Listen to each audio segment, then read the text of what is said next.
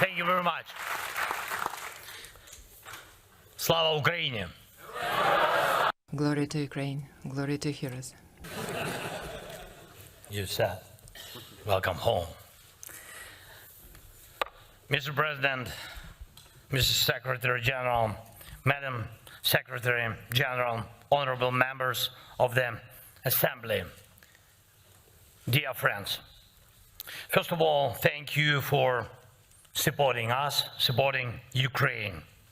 Your support has been strong, clear, very important. In many ways, you have shown real leadership.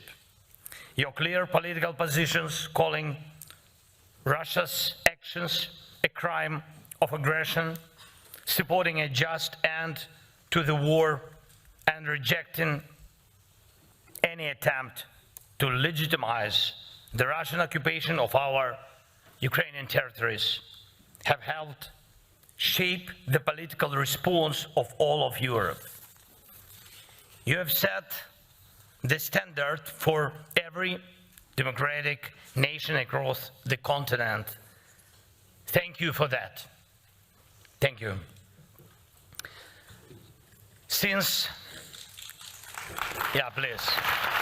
Thank you.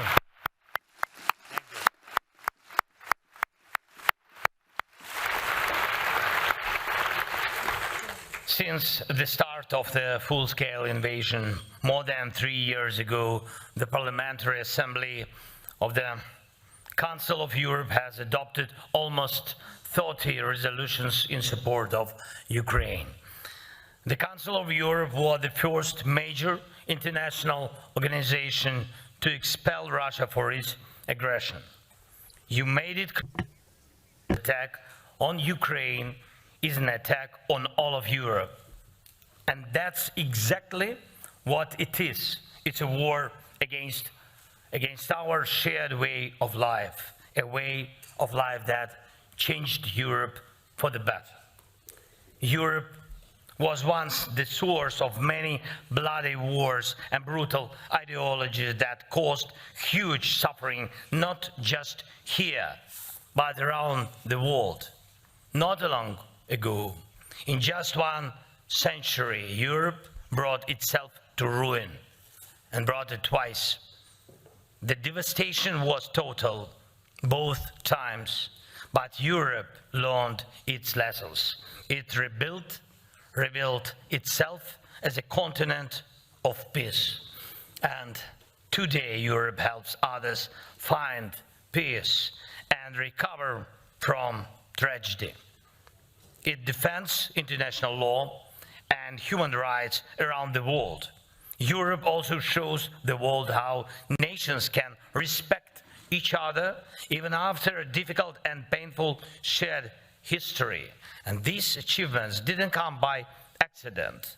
They are not only the result of political will or public opinion, though those played a huge part.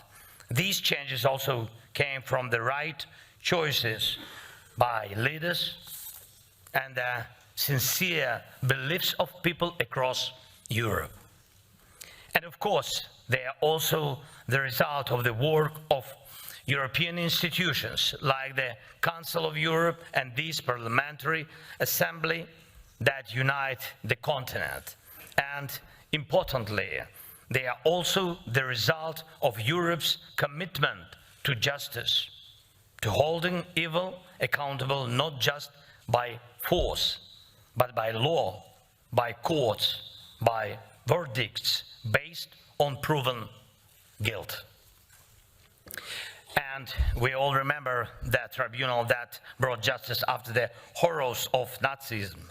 And the world will never forget Nuremberg years later, when hate and war returned to part of Europe. Another tribunal was needed, this time for the crimes in the former Yugoslavia. And again, Europe and its partners made sure justice was done in The Hague. Now we need the same for Russia's aggression against Ukraine. This crime must be judged clearly and fairly. The world needs an honest historic verdict, so everyone responsible for this war must be held to account. And not just because of what we all see happening in Ukraine, but through a proper legal process. It was here, in this assembly, that the first call for such a tribunal was made. The idea was endorsed here, and now it's gaining real support from partner countries in Europe and beyond. And I also want to thank the members of the Committee of Ministers who took a vote and supported the decision on establishing the special tribunal. Thank you. And yes,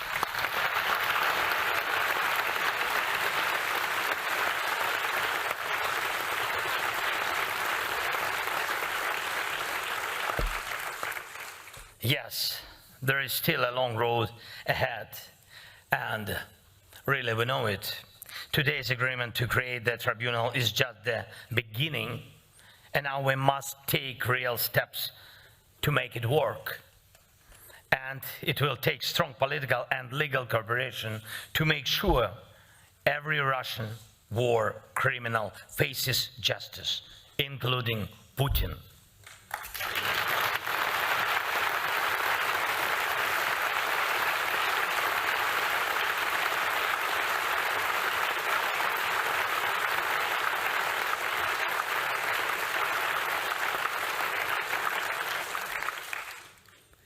And this is the path we must walk all the way to real charges and real verdicts. And I urge you to stay involved and keep leading, just as you have done so far.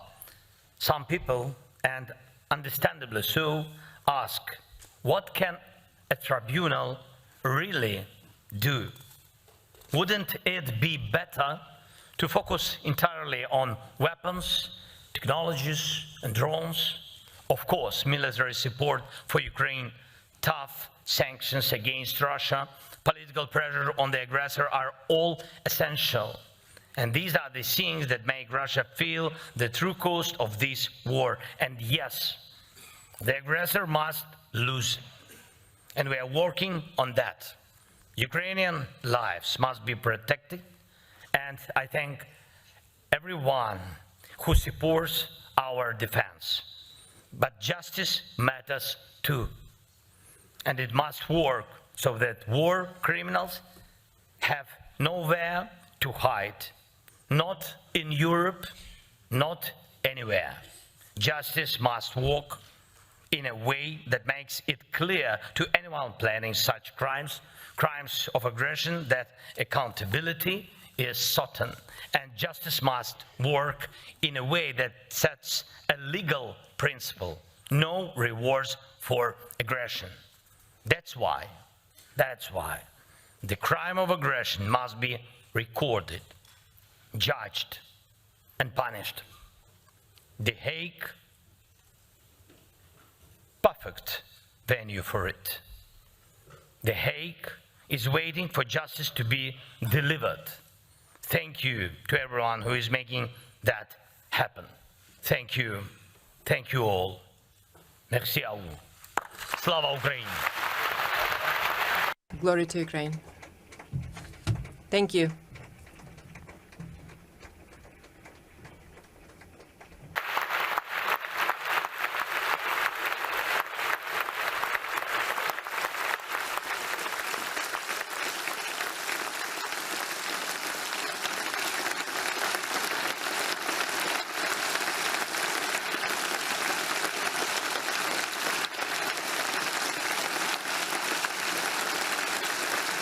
Dear colleagues, President Zelensky has agreed to answer questions as the procedure is in this assembly. I will start with the leader of the Socialists, Greens and Democrats, Mr. Frank Schwabe. Frank, you have the floor. Mr. President, dear Mr. President Zelensky, thank you very much for your speech, and thank you very much for your leadership, not just for Ukraine, but to be an example for all the countries in the free world. I would like to assure you the full support of my group, of the Socialists, Greens and Democrats, for Ukraine and for your work.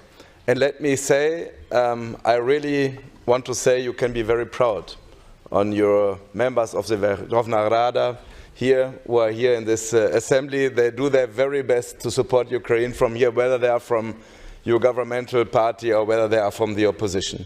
And I hope, I know it's a difficult, very difficult time for yourself, and it's a not easy day for you as well. I hope you feel the strength from this parliamentary assembly to support you and Ukraine. I would like to ask you a question, and I know for some people it sounds strange on a day like this where you lose so many lives. So how is the situation of rebuilding in the country? I know it's important for you to give hope in rebuilding already. Where are we now, and how we can increase the pace of rebuilding Ukraine? Slava Ukraini. Thank you, Frank. Dear President, would you like to respond? Of course, I will answer. You are Thank not for in the White question. House. Thank you so much. First of all, I'm very thankful to all the parliamentarians here and, of course, to all the Ukrainian parliamentarians. And I think that we have one big opposition and one big enemy. This is Putin. And we need unity here in Europe and, of course, in Ukraine. And I'm very thankful for the unity in Ukraine. Thank you. It helps a lot. Thank you so much. Then you said, of course, it's under leadership of Ruslan in Parliament, in Ukrainian Parliament, of Ruslan Stefanchuk. I'm very thankful. He's very strong man, and he's very big man. Big and strong, but he has very big heart, really. He has very big Ukrainian heart. It's very helpful. About reconstruction, really, this is not, I can say it's an urgent question, because reconstruction is not only a strategic question, it's a tactical question. We have a lot of damages after each winter because of huge attack of Russians, because of, hundreds of drones per night. So it's about dozens of thousands of drones attacking our infrastructure each winter. So there is a tactical reconstruction which goes every day. And of course, we need your support. We need involvement of your businesses, private sector. They give jobs, and we need financing of different institutions. This is when you invest during the war. I think this is, maybe it's more important than even after, because you believe in independent Ukraine, you believe that Ukraine will prevail, and that's why it's so important to come now to Ukraine, to invest now to Ukraine, to invest not in dream, in real Ukraine, to help our people. And about the strategic program, that we will have very good meeting on the 10th and 11th of July, the closest period of time in Italy, under the leadership of, this time in Rome, under the leadership of our good friend of Ukraine, Prime Minister of Italy, Giorgia Meloni. And we will have meeting with the leaders there, and we will not only speak. This is very good result for these years. Meeting. It will be really a lot of projects, and we will sign these documents, contracts, and I hope that we will do it. Thank you. Thank you, President. On behalf of the European People's Party, the leader of the group, Mr. Pablo Hispan. Pablo, you have the floor. Thank you, President. Distinguished President, welcome to the Parliamentary Assembly. One of the founding fathers of the Council of Europe was Winston Churchill. Today, Mr. President, you, with your leadership and defense of your people and Europe as a whole, are a Winston Churchill of our time. And I feel in that way the first time that I met you in Kiev. I speak on behalf of the PP, the political group which led the report on the legal aspects of the Russian aggression, which laid the groundwork for the Tribunal and the Register of Damage. Unfortunately, today we have a more divided Europe, very often provoked by Russia interference. We have countries which lack the political or military commitment to adequately support Ukraine on the one hand and to prepare for our defense and security on the other. The EPP believes that the fight of your country is our fight. What could be the consequences of these divisions for the brave people of Ukraine? Thank you, Pablo. Dear President, I know that now that you want to respond.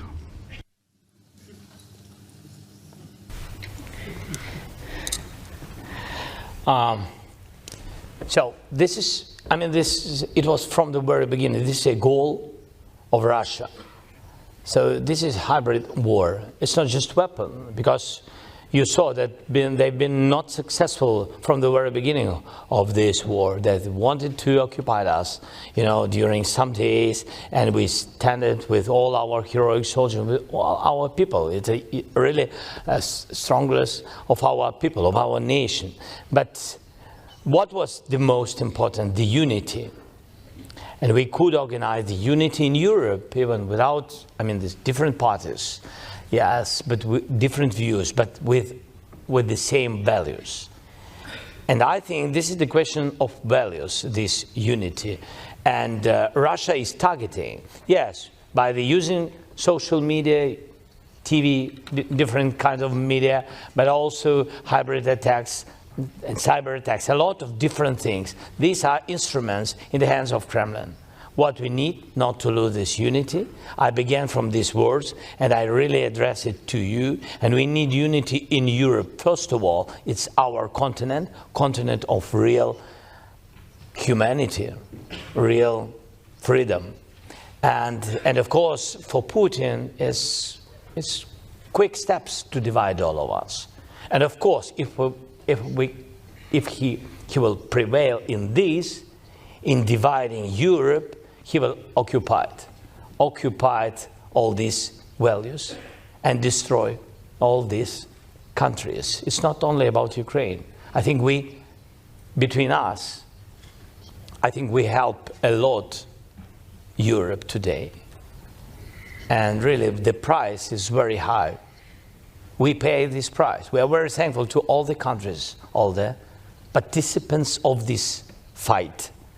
But we really pay a lot. It's our Ukrainian losses. It's broken families, destroyed lives. And that's why we need from you big unity. You are much more stronger than Russia. They're alone, really alone. Repeat it each day. Thank you, President. Thank you.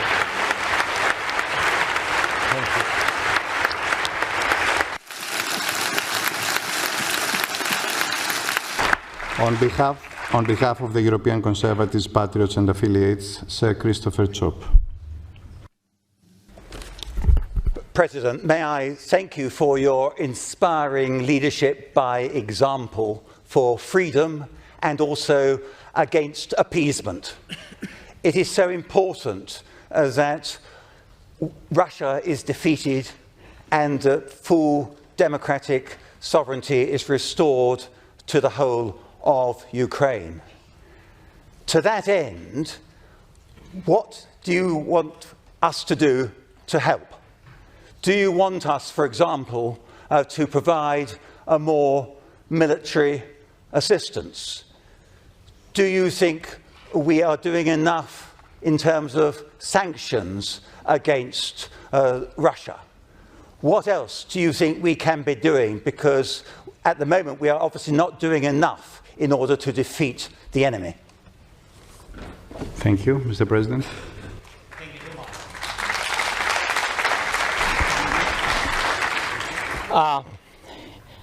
much. It was an important signal from the very beginning of full-scale invasion, your support. Yeah, political support, yes, but it's steps, one by one.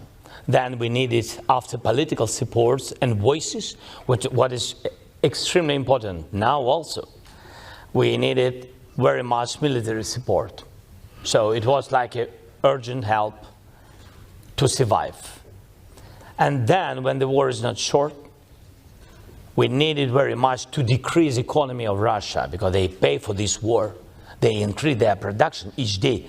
They are bigger for today than the production of Europe. By the way, whole Europe, including EU and other countries, UK, Norway, So this was very important. And I think this is the time when we have to put pressure, do everything what we can, of course, with military support, but military is to stand. But to decrease Russian appetite, it's been to put sanctions as strong as possible. Banking, energy, and of course, on components for their defending sector. It's very important. And it comes always with, it's a pity, it goes to European, Asia, China, even Taiwan, and other countries where businesses really, sell components, and then Russia uses big number of missiles attacking us. Without these components, they can't have such huge number of missiles. Sometimes really countries, they don't know, the private sector, they really don't know that they sell to Russia. Of course, they don't want to sell. For example, in Europe and other countries, they don't want, but we have to focus on it. We have to think, we have to be cautious and smart, yes, and to look where it goes. And this is very important, not to help, in any case, Russia to increase this war. And you said what else? I think what else? Do you know President Trump? We have heard of him. We need strong connection with him. We need Europe. I think we need unity between Europe and the United States, and we will prevail. Thank you. Thank you, President.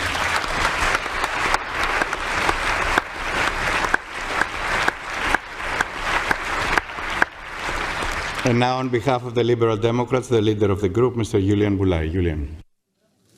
President Zelensky, you are the great defender of the free world and of Europe. And we've been talking about you so many times. We've been following you, fighting for your country, and also for the sake of the whole European human rights protectors and rule of law and democracy. And it's fantastic to see you here. I'm very privileged that I can address you this question on behalf of the Liberal Group, and where, by the way, most of the Ukrainian delegation are sitting. And I'm very privileged that they've entrusted me with this task.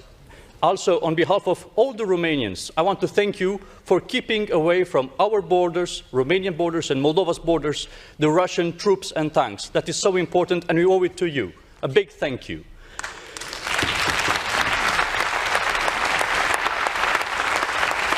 Now, Mr. President, no peace without accountability and justice. Nobody is above the law, no matter how high Mr. Putin and his accomplices sit. No peace agreement that would normalize occupation of Ukrainian territories. This is the firm position of the ALDE Group in this Assembly. And now, my question is, what would you like to see the progress on the treaty you have just signed by the end of the year? And what message should we bring home to our people, our parliaments and our governments? Thank you. Thank you, Julian. Mr. President, you have the floor. Thanks so much. The last thing about what deal? Sorry.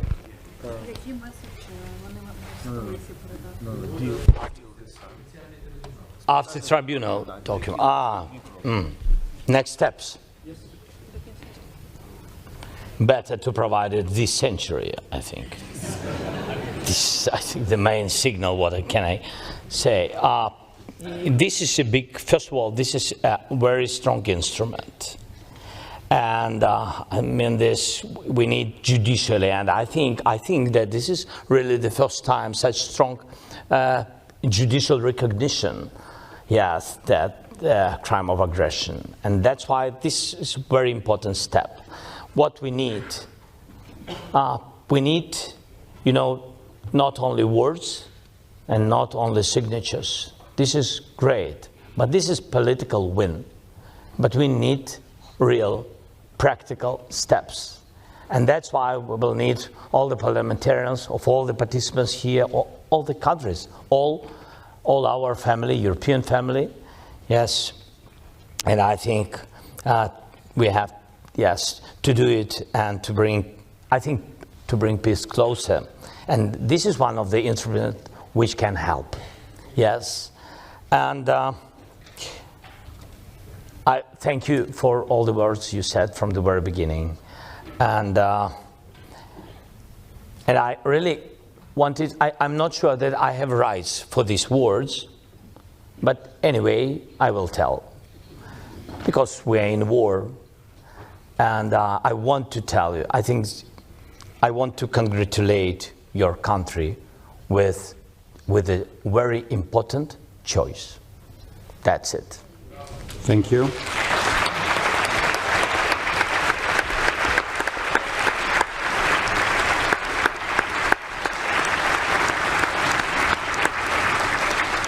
On behalf of the United European Left, the co-chair of the party, Laura Castel. Laura. Thank you, Chair. Mr. President, thank you so much for your speech and welcome to this Assembly. As you know, we stand in solidarity with the Ukrainian people during all these challenging and devastating times. And the Ukrainian people and our continent deserve peace. On the one hand, what is your vision for just and lasting peace settlement? And for the other hand, at the same time, Mr. President, we also believe that even under martial law, people deserve safeguards of their human rights, democracy, and the rule of law, in compliance with the recommendations of the Venice Commission. We know, though, that the Ukrainian Constitutional Court faces several serious problems, such as lack of quorum and chairmanship.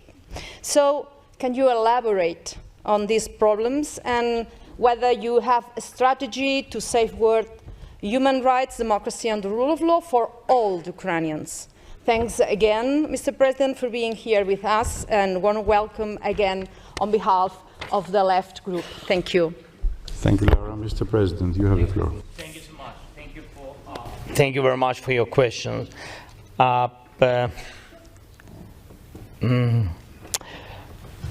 The first part was about, sorry, it's a little bit late. Huh?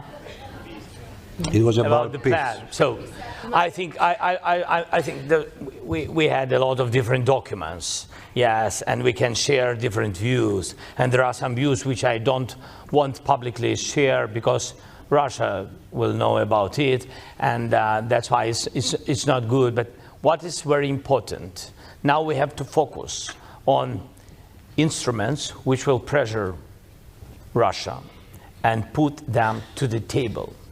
We can say negotiations or talks or dialogue, but anyway, to the beginning of a way without weapons. Russia doesn't want it, but you know, without any kind of ultimatums. This is very important. If we speak about peace talks, it's not peace ultimatums. Because freedom for us, and I think we showed it from the very beginning of this war, freedom doesn't have price. We don't sell it, and don't sell our independence. That's it.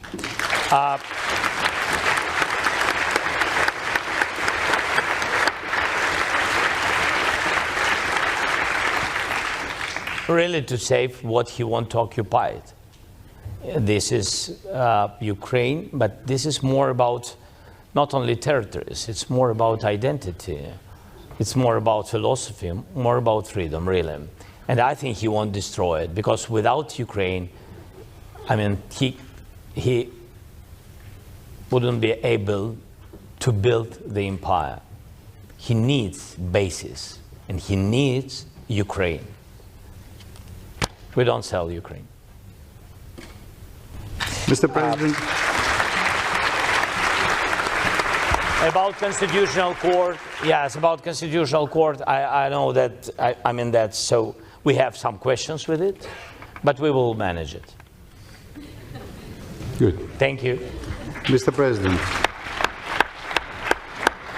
we may have offered you just a cup of coffee, but I believe a lot. Greek coffee, yes. I didn't mention it because I said a lot about Greeks in my country, so.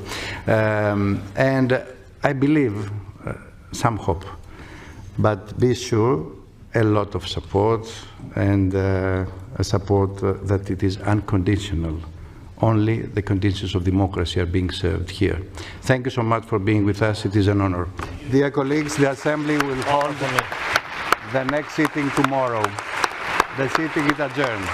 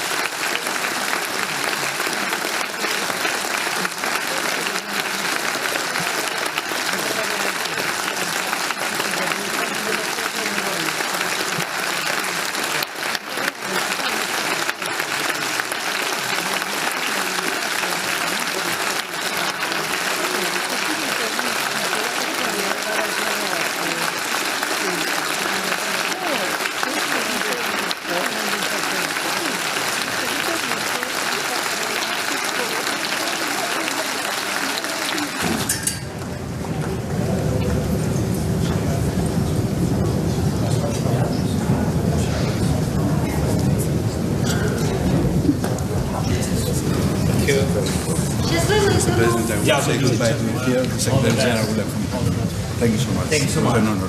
Thank you. Come with you. Thank you.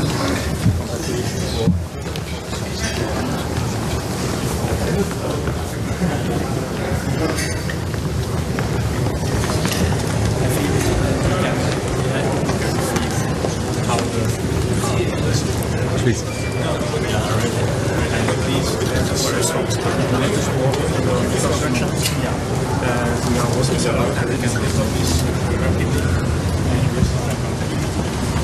Your visits very strong.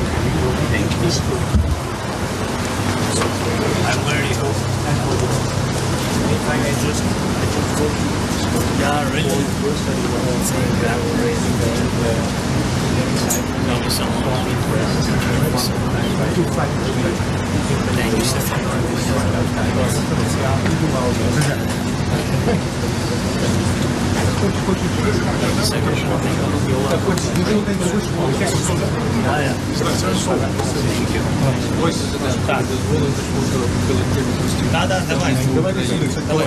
Давайте сюди тоді швиденько.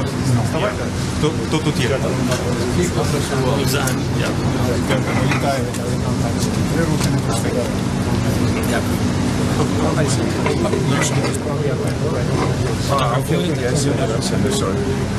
Плівка є? Дякую. Дякую. До зустрічі. До зустрічі. До побачення. Secretary again. Thank you so much. All the best. Щасливо.